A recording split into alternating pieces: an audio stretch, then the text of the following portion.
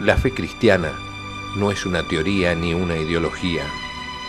La fe cristiana es el camino para conocer y amar a una persona que vive, a Jesucristo.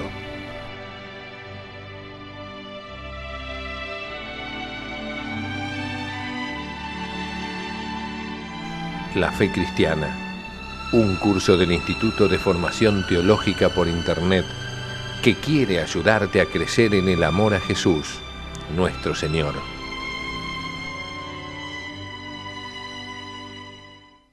En nombre del Padre, y del Hijo, y del Espíritu Santo. Amén. Queridos amigos, nuevamente juntos en este curso La Fe Cristiana.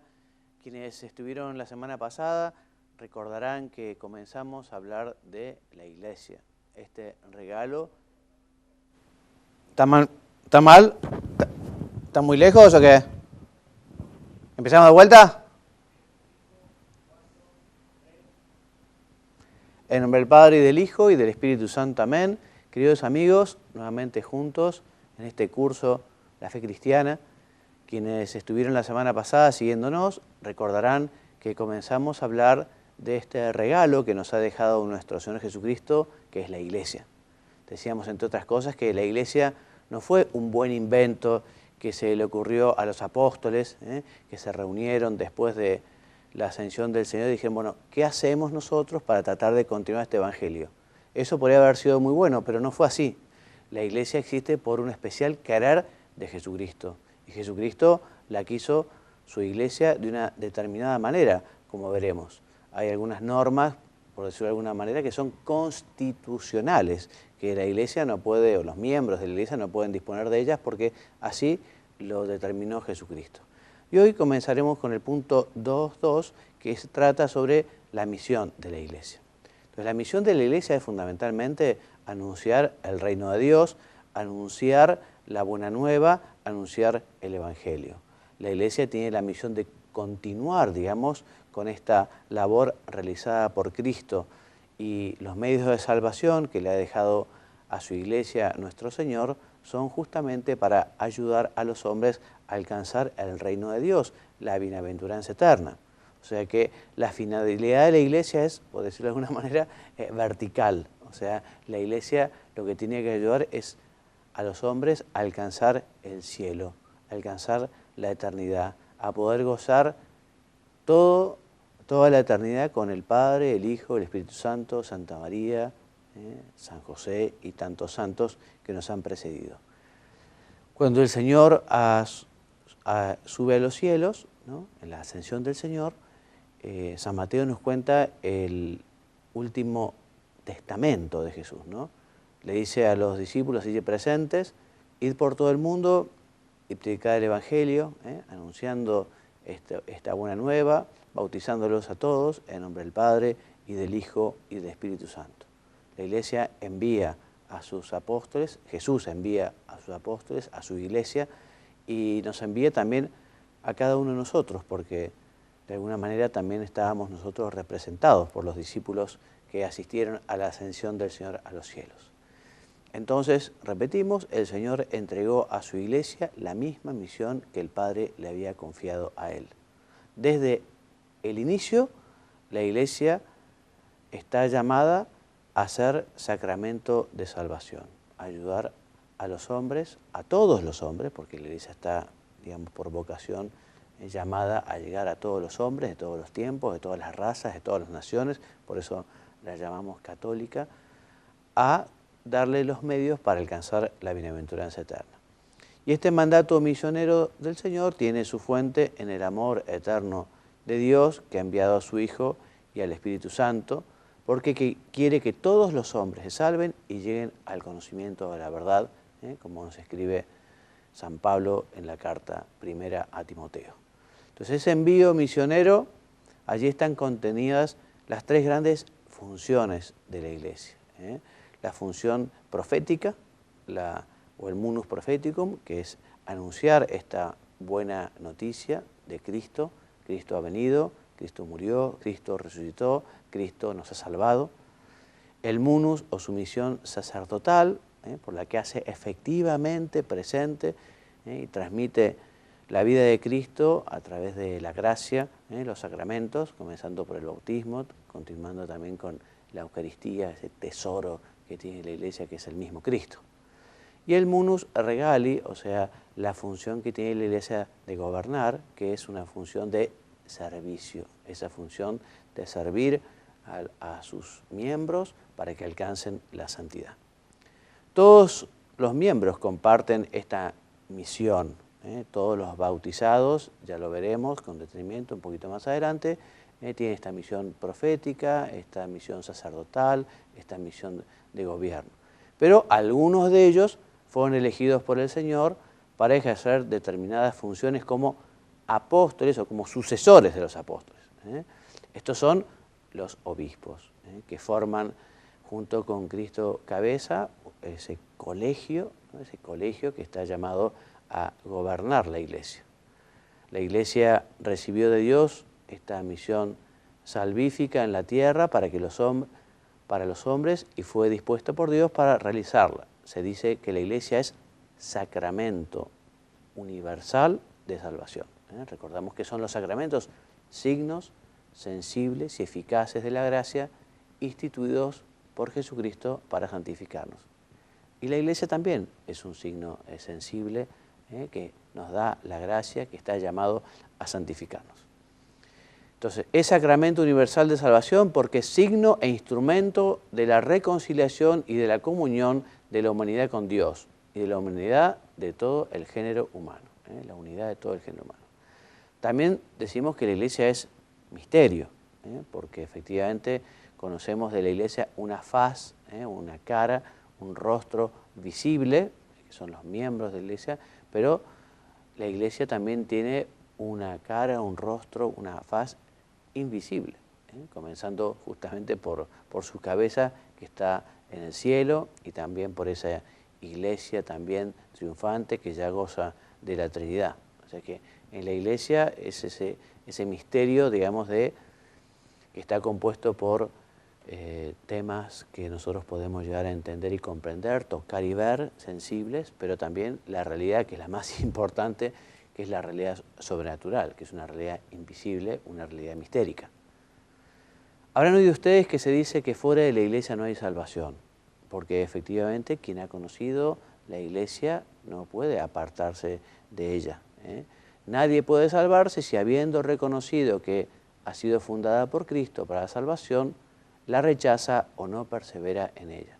Pero, al mismo tiempo, recordemos, toda gracia nos llega por Cristo a través de la Iglesia, y podrán alcanzar la salvación eterna todos aquellos que, sin culpa alguna, ignoran el Evangelio de Cristo y su Iglesia, pero buscan sinceramente a Dios y bajo el influjo de la gracia, porque Dios también a ellos les da la gracia. Con esa gracia y con ese esfuerzo personal, lo que hacen es vivir la voluntad de Dios, vivir esa ley que Dios ha puesto en su corazón, en su conciencia. Todo cuanto de bueno y verdadero se encuentra en otras religiones, viene de Dios y puede preparar para la acogida del Evangelio. O sea que efectivamente, ya lo veremos también más adelante, otras iglesias tienen esas semillas de verdad, ¿no?, que efectivamente la llevan a la unión con Cristo y también a la unión con la Iglesia fundada por Cristo. Veremos ahora las propiedades de la Iglesia. Entonces, la Iglesia de Jesucristo se caracteriza por ser una, santa, católica y apostólica. Estas propiedades caracterizan a la Iglesia y las conocemos y existen desde su inicio. También las encontramos en muchos símbolos de la fe desde épocas muy antiguas en la Iglesia. Son un don de Dios, la Iglesia es una y es santa, católica y apostólica porque Dios ha querido hacerla de esta manera, porque Dios le ha dado esta gracia, este don, y tiene estos dones justamente para cumplir su tarea, que como decíamos hace un momento, es esa misión, continuar la misión de Cristo en la tierra. Entonces, primero, la Iglesia es una. La Iglesia es una porque su origen y modelo es la Santísima Trinidad. También es una porque Cristo, su fundador, restablece la unidad de todos en un solo cuerpo. Porque el Espíritu Santo une a los fieles con la cabeza que es Cristo.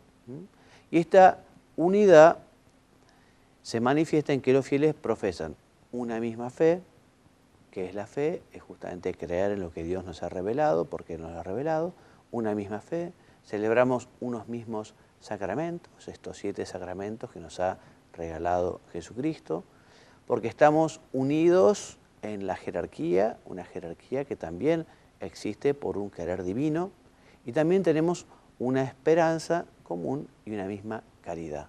Ese mandato de amar al prójimo como Cristo nos ama, como Cristo nos amó.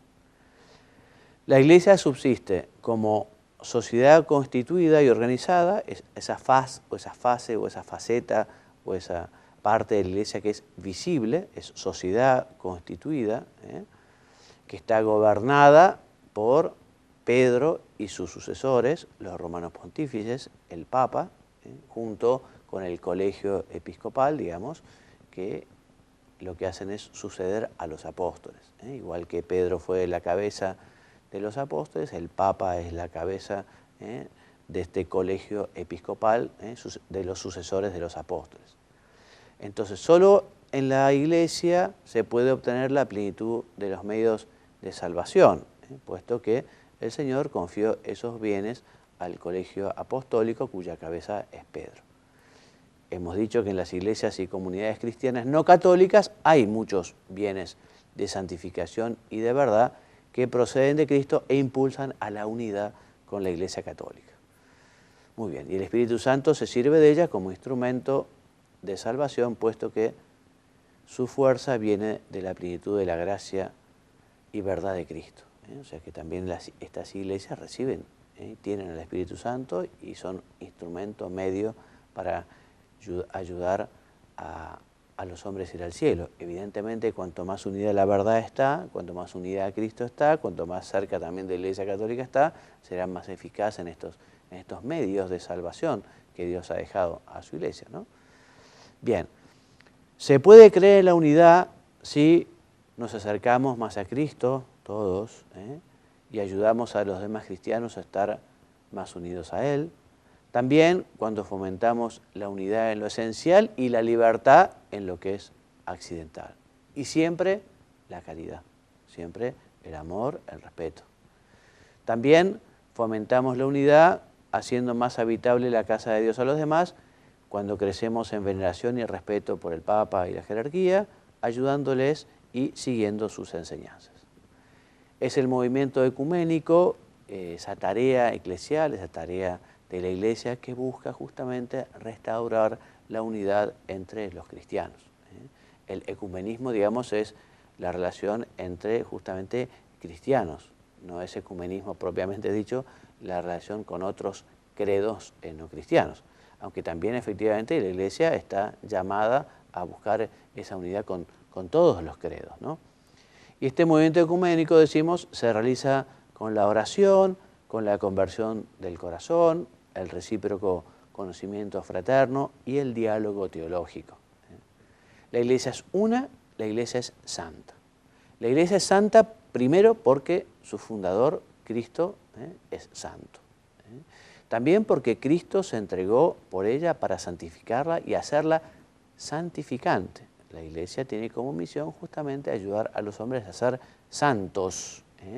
Y también justamente el Espíritu Santo la vivifica con la caridad, con la santidad. También la Iglesia, volvemos a repetir, tiene la plenitud de los medios salvíficos que justamente ayudan o llevan o son instrumentos para encontrar o para alcanzar o para aspirar a la santidad. Es la santidad justamente la vocación de cada uno de sus miembros y el fin de toda la actividad de la Iglesia. También la Iglesia es santa porque da constantemente frutos de santidad en la tierra, porque su santidad es fuente de santificación de sus hijos, aunque en esta tierra todos nos reconocemos pecadores y necesitados de conversión, de purificación. Pero sabiéndonos pecadores, justamente la Iglesia nos llama y nos anima, nos invita y nos orienta a la santidad. También la Iglesia es santa debido a la santidad alcanzada ya por algunos miembros suyos que están en el cielo, especialmente o de modo inminente la Santísima Virgen. También los santos, que son modelos e interceden por nosotros a Dios. La Iglesia puede ser más santa a través de la tarea de santidad realizada por sus fieles, a través justamente de la conversión personal, de esa lucha por identificarse con Cristo, esa lucha por parecerse a Él, esa lucha por seguir esa petición de Dios, ser perfectos, o de Jesucristo como mi Padre Celestial es perfecto, esa lucha ascética por parecerse cada vez más al Señor. También a través de la reforma que ayuda a cumplir mejor la misión, huyendo de la rutina, purificando la memoria, que remueve los falsos prejuicios sobre los demás, y también con el cumplimiento concreto de la voluntad de Dios en la caridad. O sea, cuando uno realmente busca qué es lo que Dios quiere de cada uno y tiene esa apertura de mente y corazón, también está ayudando a que la Iglesia sea más santa. En la medida en que nosotros somos santos, cada uno, o luchamos por ser santos, hacemos a la Iglesia más santa y ayudamos también a los otros a ser más santos, como veremos en nuestro próximo programa cuando hablemos de la comunión de los santos, justamente. La Iglesia es católica, es decir, universal, repito, destinada para todos los hombres de todos los tiempos, de todas las razas, de todas las naciones. En ella está Cristo. Es católica porque conserva y administra todos los medios de salvación dados por Cristo, también porque su misión abarca, repetimos, todo el género humano, y porque ha recibido y transmite en su integridad todo el tesoro de la salvación. Además, la Iglesia tiene la capacidad de inculturarse, elevando y mejorando cualquier cultura. Esta catolicidad crece extensiva e intensivamente a través de un mayor desarrollo de la misión de la Iglesia. La Iglesia en esa llamada misionera justamente llegará cada vez a más personas, a más países, a más lugares y tratará justamente de que todas esas personas sean cada vez mejores cristianos, cada vez más parecidos a Cristo. Toda iglesia particular para que se den cuenta rápidamente, es fundamentalmente una diócesis. Las iglesias particulares son especialmente las diócesis. Entonces, cada iglesia particular, es decir, toda porción del pueblo de Dios que está en comunión en la fe, en los sacramentos, con su obispo, a través de la asociación apostólica, formada a imagen de la Iglesia Universal y en comunión con toda la Iglesia, es católica. Cada iglesia particular, cada diócesis. Como su misión abarca a toda la humanidad, cada hombre, de modos diversos, pertenece, o al menos está ordenado, a la unidad católica del pueblo de Dios. Está plenamente incorporado a la Iglesia, quien, poseyendo el Espíritu de Cristo, se encuentra unido por los vínculos de la profesión de fe, de los sacramentos, del gobierno eclesiástico y de la comunión. Porque hay personas que no están perfectamente incorporados a la Iglesia porque, por ejemplo, no tienen una adhesión plena al romano pontífice, ¿no? O no aceptan quizá algunas verdades de fe, entonces no están plenamente incorporados. Los católicos que no perseveren en la caridad, aunque incorporados a la Iglesia, le pertenecen con el cuerpo, pero no con el corazón.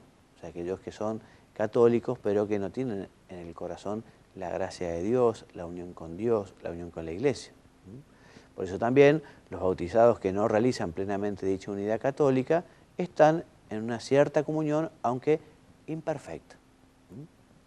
Bueno, la Iglesia es apostólica.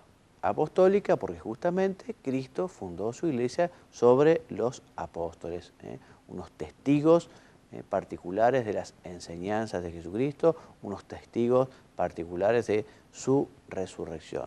Ellos fueron los que Jesús envió para llevar esta semilla del Evangelio. Con la asistencia del Espíritu Santo, la Iglesia enseña, custodia y transmite fielmente el depósito de la fe recibido de los apóstoles. También es apostólica porque su estructura, en cuanto es instruida, santificada y gobernada hasta la vuelta de Cristo por los apóstoles y sus sucesores los obispos, en comunión con el sucesor de Pedro, ya veremos, sigue esta realidad, ¿no? O sea, esta estructura jerárquica de la Iglesia tampoco es un invento posterior, sino que Jesucristo quiso estructurar la Iglesia de esta manera, ya lo veremos ahora a continuación. La sucesión apostólica es la transmisión mediante el sacramento del orden de la misión y la potestad de los apóstoles a sus sucesores. Tan importante es esta sucesión apostólica que en algunas religiones, iglesias, mejor dicho, cristianas, han perdido la sucesión apostólica y por lo tanto han perdido el sacerdocio. Y perdiendo el sacerdocio pierden también la Eucaristía. Porque efectivamente para acceder al sacramento del orden sagrado tiene que recibir el candidato de algún obispo que haya sido válidamente ordenado y esté perfectamente unido en la línea de la sucesión apostólica. Si en algún momento esa línea se cortó, como pasa en algunas iglesias, entonces se pierde el sacramento del orden y por lo tanto, si no es sacerdote, tampoco podrá ordenar, tampoco podrá consagrar, tampoco podrá celebrar la Santa Misa. Muy bien, entonces gracias a esta transmisión, la Iglesia se mantiene en comunión de fe y de vida con su origen. Todos los miembros de la Iglesia participan según las distintas funciones de la misión recibida por los apóstoles de llevar el Evangelio al mundo entero. O sea que pensemos que todos estamos llamados a llevar el Evangelio.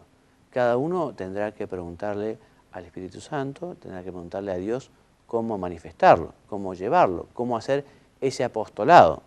Algunos harán un apostolado de un modo institucional, en alguna organización, pero también muchos estarán llamados a hacer un apostolado personal en las circunstancias en las que Dios lo ha puesto. La madre de familia, digamos, cumple la misión de la Iglesia y hace apostolado cuando educa cristianamente a sus hijos, cuando se ocupa de que se preparen para la primera comunión, para la confirmación, ¿no? Cuando ya son más grandes quizás lo acompañan hacia el sacramento del matrimonio. Apostolado hace también el padre de familia, que es un verdadero ejemplo y lleva una vida cristiana y también habla con sus amigos, compañeros de trabajo. O sea que ese apostolado al que estamos llamados todos tiene que ser algo que se tiene que notar en la práctica y en nuestra vida real, ¿no? Hablando de, por ejemplo, la importancia que tiene el vivir los mandamientos, el aprovechar los sacramentos, especialmente el sacramento de la reconciliación, aprovechar especialmente el sacramento de la Eucaristía. Así que bueno, terminando este programa, la bibliografía básica es el Catecismo de la Iglesia Católica, los números 784 a 945, y el compendio, los mismos temas, ¿no?, sobre la Iglesia, números 147 a 193. Y recomendamos la homilía, la lealtad a la Iglesia, de San José María Escrivá. Entonces vamos a dar muchas gracias a Dios, muchas gracias a Jesucristo que nos ha dejado su Iglesia, esta Madre buena que nos cuida, esta Madre buena que nos acompaña. Por eso recemos mucho por la Iglesia, recemos mucho por el Papa, recemos mucho por nuestros obispos, recemos mucho por el párroco.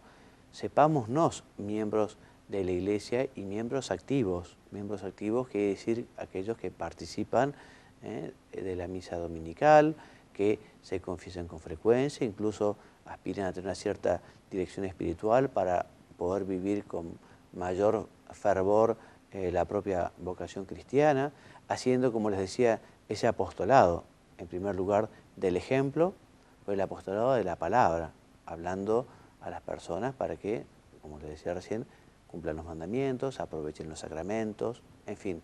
Es un verdadero don la Iglesia, un don para el mundo y un don que hemos recibido quienes pertenecemos a ella.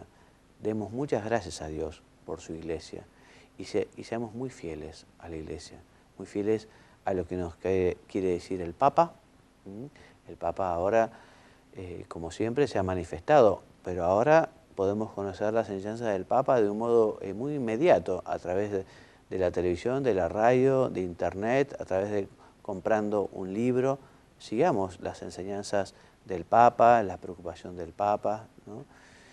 Leyendo también los documentos que nos ayudan a conocer y a profundizar en nuestra fe. ¿No? Es un gran desafío. Ha comenzado el tercer milenio y el tercer milenio justamente está llamado a volver a Cristo, a volver a Dios. Y eso tenemos que hacerlo en gran parte nosotros, los cristianos, los miembros de la Iglesia. Bueno, gracias por habernos acompañado en este programa. Dios mediante, la semana que viene continuaremos y ya vamos terminando estas verdades esenciales del credo. La semana que viene veremos justamente después de creo en la Iglesia Católica, creo en la comunión de los santos, creo en el perdón de los pecados. Bueno, muchas gracias. Me despido enviándoles la bendición. Que Dios los bendiga y los haga muy santos. Amén. Muchas gracias.